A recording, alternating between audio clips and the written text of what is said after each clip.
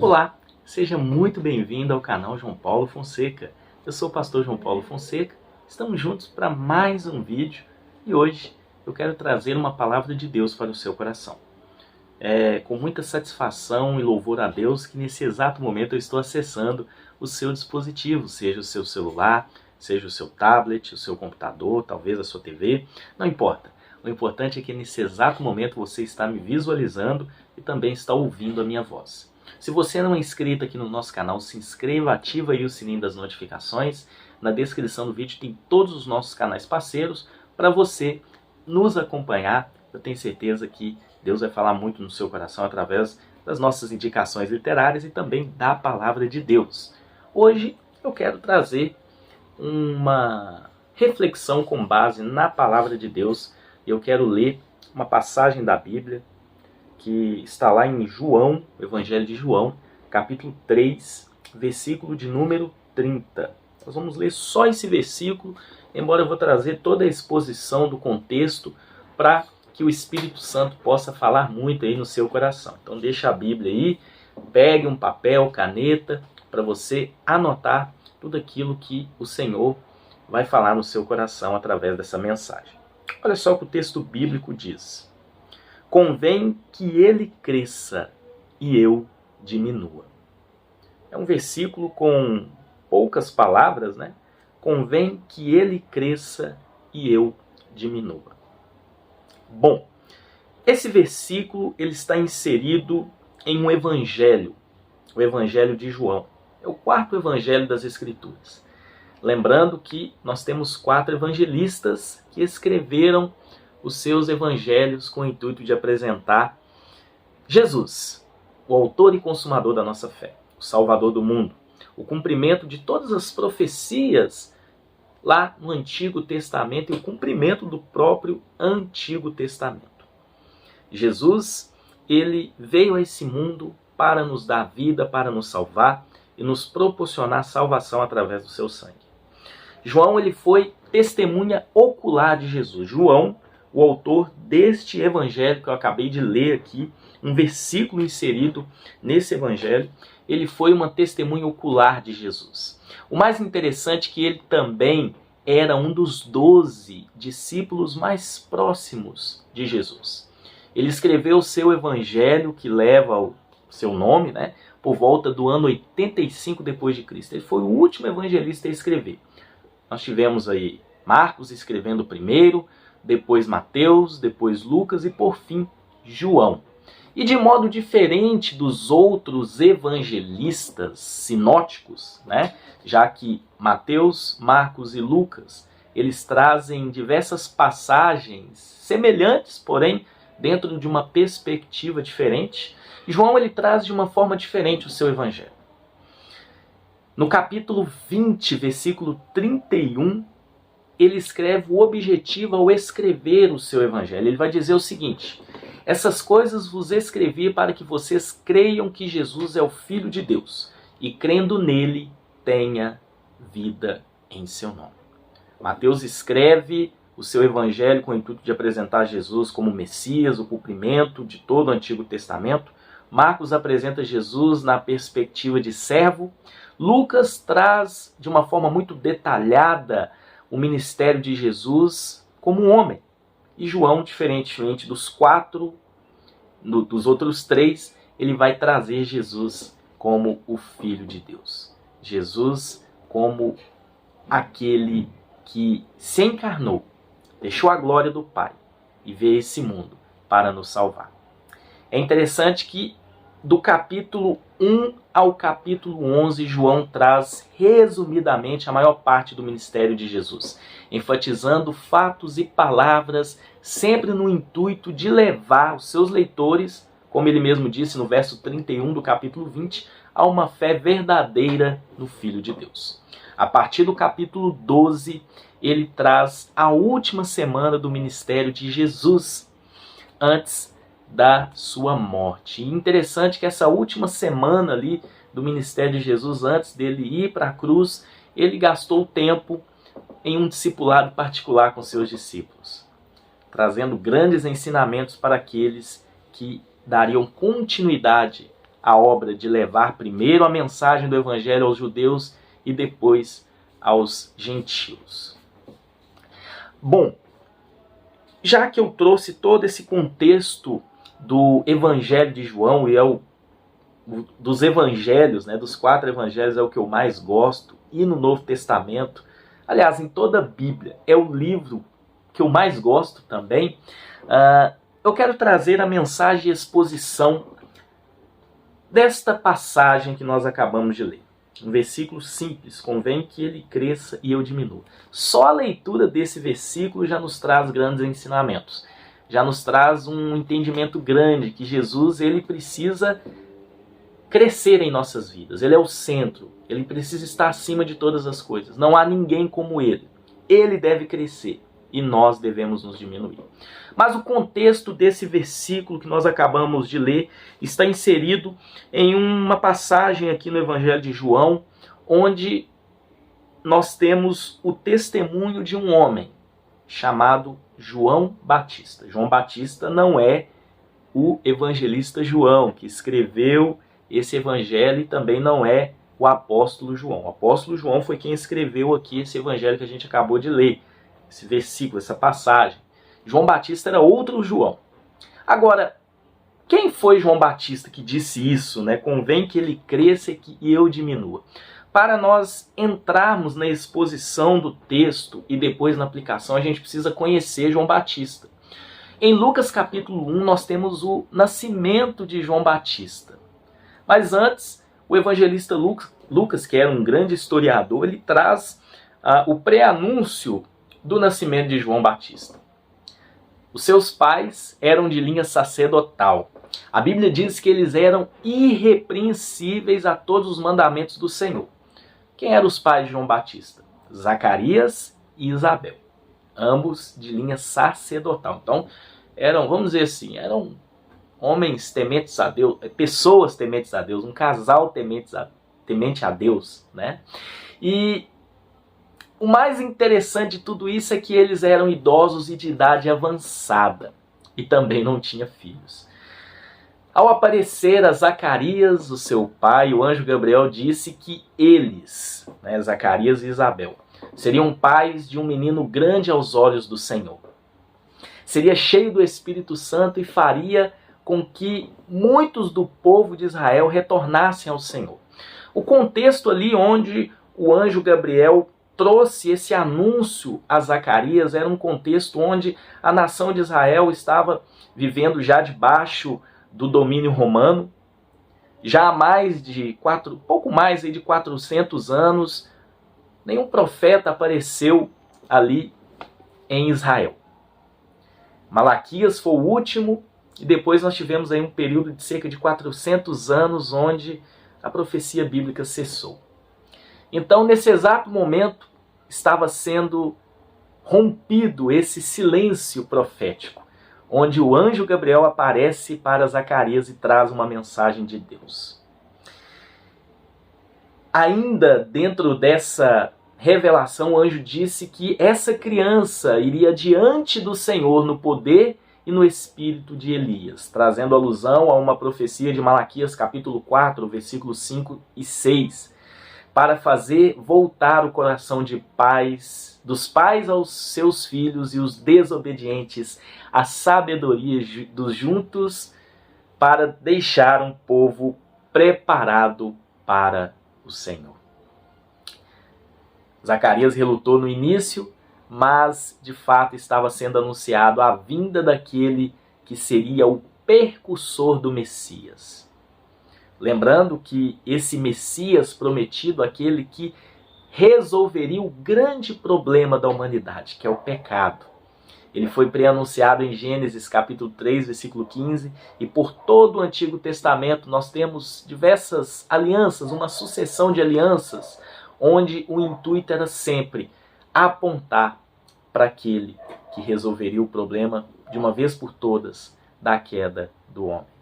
O interessante é que Isabel, mãe de João Batista, era prima de uma mulher chamada Maria. E Maria, ela também recebeu a visita do anjo Gabriel um tempinho depois, E o anjo Gabriel disse para ela: descerá sobre ti o Espírito Santo e o poder do Altíssimo te envolverá com a sua sombra. Por isso, também o ente santo que há de nascer será chamado Filho de Deus. Maria, ela foi agraciada em conceber Jesus, aquele que salvaria o povo, aquele que derramaria o seu sangue em prol de toda a humanidade, para resolver de vez o problema do pecado e para reconciliar o ser humano caído a Deus. Jesus Cristo é aquele que de fato traria salvação e perdão aos nossos pecados. Quando Maria, grávida, foi visitar a sua prima Isabel, tudo isso está lá no começo do Evangelho de Lucas, já que Maria era prima de Isabel, que também estava grávida. O filho que estava ali na barriga de Isabel, ao perceber a presença de Maria e a presença daquela criança na barriga de Maria, o texto bíblico vai dizer que a criança na barriga de Isabel, que era João Batista, se estremeceu diante da presença de Maria, o que já demonstrava o poder de Jesus e a importância de Jesus na vida do próprio João Batista e na vida de todos aqueles que receberiam a reconciliação através do sangue daquela criança que estava ali ainda na barriga de Maria.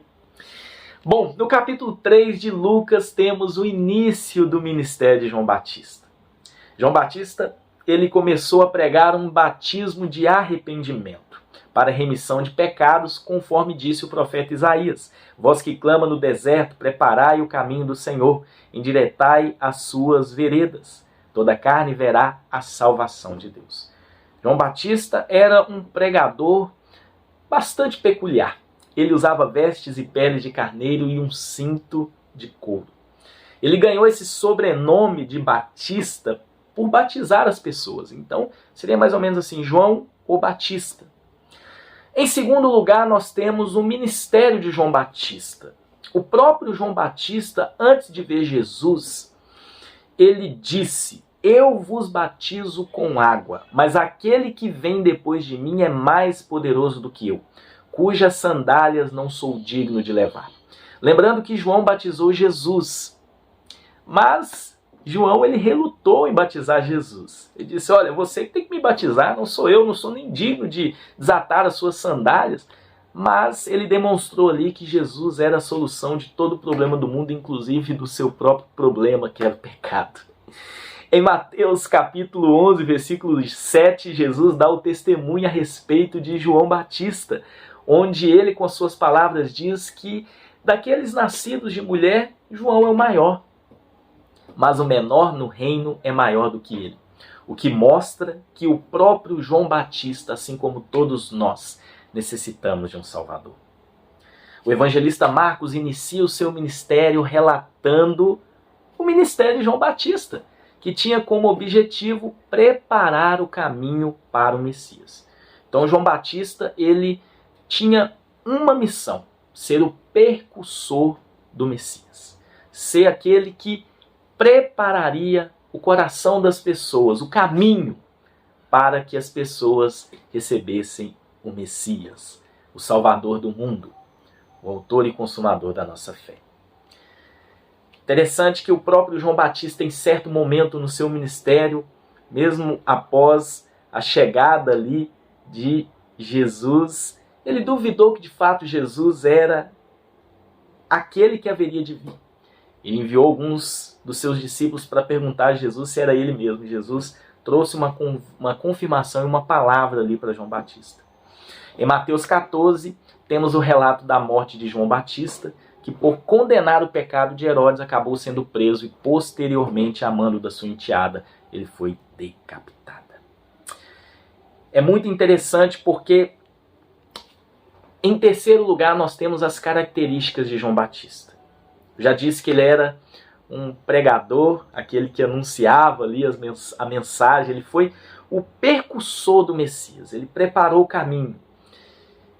A voz profética havia sido interrompida após Malaquias, e João Batista a gente pode considerar como o último profeta ligado ao Antigo Testamento, já que ele estava apontando para o caminho novo, apontando para aquele que seria vamos dizer assim, aquele que traria a nova aliança. Mesmo com a sua característica bem rude, né, bem peculiar, vestido ali com peles de carneiro, João Batista, ele sempre dizia a verdade. E ele enfatizava sempre que a verdade precisava ser pregada. Seu intuito não era fazer média com os religiosos da época, mas dar testemunho da verdade.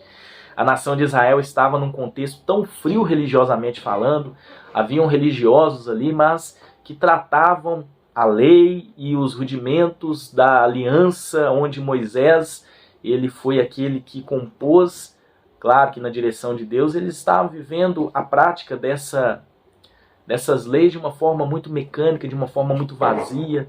Então a religiosidade do povo judeu era uma religiosidade muito mecânica, muito vazia. E João Batista, ele não fazia média com esses religiosos. Ele sempre dizia, olha, arrependei-vos, raça de víboras. Ele estava falando com os religiosos ali da época, estava falando com todo mundo, mas em especial os religiosos. O seu intuito não era fazer média com eles, mas dar testemunho da verdade. É interessante que em João capítulo 1, versículo 19, João confessa que ele não era o Cristo. Porque muitas pessoas, vendo ele pregar daquela forma, depois de tantos e tantos anos sem aparecer alguém assim, vindo da parte de Deus, muitos perguntaram se ele era o Cristo. Imagine você na situação de João Batista. Ele veio de uma linhagem sacerdotal, seus pais religiosos, foi criado num contexto religioso, recebeu, né, toda essa capacitação, até mesmo do próprio Espírito Santo, já que a Bíblia diz que ele veio no poder e no espírito de Elias, ou seja, na unção do profeta Elias, que foi um grande profeta do Antigo Testamento. Imagina a situação de João quando alguém chega e fala, você deve ser o Cristo. João não era Deus, e João, apesar de ser o percussor do Messias, ele não era o Messias.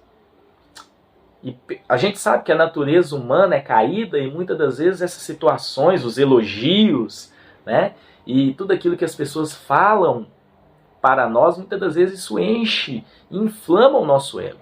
Mas João não se deixou levar pelos elogios. Ele disse, olha, eu não sou o Cristo. Eu sou aquele que vai preparar o caminho para ele. Então João demonstrou que, apesar dele ser o percussor, ele também necessitava desse Salvador. E é interessante que ao ver Jesus, quando Jesus iniciou seu ministério terreno, e a confirmação foi ali naquele batismo descrito em Mateus capítulo 3, João, ele viu Jesus e disse, eis o Cordeiro de Deus que tira o pecado do mundo. Lembre que João era o percussor. Ele estava apontando para Jesus e demonstrando, esse é aquele que veio da parte de Deus, que é o próprio Deus, o Filho de Deus, e só ele pode resolver o problema de vocês. Não sou eu que vai resolver, mas ele vai resolver. João sabia da sua importância do percussor, mas aqui nessa passagem de João, capítulo 3, que a gente acabou de ler, eu li um versículo apenas, mas muitas pessoas, após presenciarem, né, João Batista batizando Jesus e toda aquela cena, eles até pensaram o seguinte, olha, tá, tudo bem, mas a gente quer entender melhor essa questão. E aí João explica para eles de uma forma muito clara, né, quem era Jesus. Quem era Jesus? Quando ele diz que esse é o Cordeiro que tira o pecado do mundo. Sabe o que é interessante? Que quando ele traz esse testemunho sobre Jesus, ele, talvez ali as pessoas, né, olhando para João Batista, dizendo, nossa, você pregou tanto, falou tanto, e você não tem mérito nenhum disso aí, quer dizer que todo mérito é dele. Ele diz no versículo 29, no versículo 27, o homem não pode receber coisa alguma se do céu não lhe for dada. Vós mesmos sois testemunhas que eu vos disse, eu não sou o Cristo, mas fui enviado como seu percussor. O que tem a noiva é o noivo, o amigo do noivo está presente e ouve muito e se regozija por causa da voz do noivo. João sabia da sua importância como percussor, mas ele era o amigo do noivo e não o noivo. Jesus, ele é o noivo. A igreja é sua noiva. E João Batista, ele teve um papel importantíssimo. Ele, além dele ser o amigo do noivo, né? O primo de Jesus, os dois eram parentes, né? Mas ele já estava totalmente consciente do seu papel, da sua importância, mas a glória não era devida a ele. O Salvador do mundo não era ele. O Salvador do mundo era Jesus. João entendia que quem deveria crescer era Jesus e não ele, pois somente Jesus poderia trazer salvação e remissão ao povo pecador. Sua função era endireitar as veredas e preparar o caminho para o real Salvador e não ocupar um lugar que somente Jesus poderia ocupar. Diante dessa exposição, eu quero trazer para vocês 4 aplicações para a gente caminhar no final da mensagem. Assim como João Batista, será que você tem deixado Jesus crescer? É interessante que às vezes a gente fala, não, eu tenho deixado Jesus crescer sim, Jesus ele tem sido o centro da minha vida, mas muitas das vezes Jesus tem sido o centro da nossa vida quando nós estamos no templo, quando nós estamos ali cultuando ao Senhor, quando nós estamos num ambiente ligado à igreja local. Mas será que nós temos deixado Jesus crescer em todas as áreas da nossa vida? No nosso casamento, na nossa família, no nosso trabalho, na nossa vida sentimental? Temos deixado Jesus crescer quando nós estamos sozinhos, sem ninguém nos vendo? Precisamos deixar Jesus crescer em todas as áreas da nossa vida. João Batista era perfeito? Não. João Batista tinha defeitos, assim como nós temos. Mas esse versículo parece tão simples que eu li, convém que ele cresça e eu diminua, é muito profundo, porque aponta para aquele que deve crescer em nossas vidas, para aquele que deve ser o centro, o Senhor, o único digno de todo louvor e adoração. Será que Jesus tem crescido em todas as áreas da sua vida? Ou tem alguma área aí que Jesus ele foi deixado de lado? Olha, Jesus, você toma conta aqui do meu ministério na igreja, mas a minha vida sentimental eu tomo conta. Está errado. Jesus, ele, além de nosso Salvador, ele também é o nosso Senhor, é o nosso dono, pois ele comprou as nossas vidas com o seu sangue. Lá em Gálatas, Paulo vai dizer que nós, como discípulos, como cristãos, Paulo disse, olha, eu já estou crucificado com Cristo e agora não sou eu mais que vivo, mas Cristo vive em mim. Ou seja, agora é Cristo que vive através de nós. Será que Jesus tem, de fato, crescido em todas as áreas da nossa vida? Talvez, em segundo lugar, eu trago a segunda aplicação, né? Talvez você tenha feito um excelente trabalho na sua igreja, como pastor, como diácono, como presbítero, como líder de GC, que é o grupo pequeno, uma célula, talvez um trabalho ali no estudo bíblico, não importa. Talvez você tenha feito um excelente trabalho na igreja, como cristão, como crente no Senhor Jesus, assim como João Batista, ele fez um trabalho excelente. É interessante que João Batista também morreu jovem. Jesus e João Batista, eles tinham mais ou menos a mesma idade, e João Batista ainda morreu antes de Jesus, ele morreu decapitado, e é interessante que ele perdeu a cabeça, né? Por causa, né, da verdade. Ele não abriu mão dos princípios, ele permaneceu. Agora, mesmo você fazendo um excelente trabalho, assim como João Batista fez, a quem tem sido a glória? A você ou a Jesus? João Batista, ele poderia ali ter, né, abrido mão um pouquinho ali da verdade para poder defender a sua vida, mas ele permaneceu, ele condenou o pecado do grande, da autoridade máxima da época, Herodes. Ele falou, olha, você está casando aí com essa mulher, mas é errado, ela era do seu irmão. Ele foi preso por conta disso. E a mulher ficou mais invocada ainda, que numa festa lá, conseguiu fazer a cabeça do Herodes, e Herodes concedeu um pedido a ela, que foi a cabeça de João Batista. João Batista foi morto. Agora, você fazendo um excelente trabalho na sua igreja, trabalho de evangelização, pregando a palavra, talvez muitas vidas tenham sido tocadas pelo trabalho que você tem feito, assim como o nosso canal, pela graça de Deus, são mais de 11 mil inscritos, temos feito um ótimo trabalho, mas o mérito não é meu. A glória deve ser dada a Jesus. Toda honra e glória pertence a Ele, só Ele é digno de ser exaltado. É interessante que nós, muitas das vezes, né, a gente tende a querer a glória para nós. Muitos induziram João Batista: olha, você está sendo bacana, você é o cara, mas você é o Messias? Ele disse: não, eu não sou, eu sou apenas o amigo do noivo. O noivo é ele, convém que ele cresça e eu diminua. Será que nós temos agido da mesma forma? Dado toda honra e glória a Jesus, ou temos pegado a glória que é devida a Jesus e aplicado em nossas vidas? Em terceiro lugar, o destino de João Batista foi a decapitação. Aqueles que fazem a obra do Senhor, meus amados irmãos e irmãs, passam por momentos assim. Mas João estava convicto que Jesus deveria crescer e ele diminuir. Não importa o que você está vivendo, não importa a situação, Jesus, ele precisa ser exaltado. Jesus, ele tem que estar no centro das nossas vidas. A mensagem do Evangelho precisa ter Jesus como centro. Não é o homem, não é a mim. O Evangelho não diz a respeito de mim. O canal João Paulo Fonseca, apesar de ter o nome João Paulo Fonseca, não diz a respeito de mim.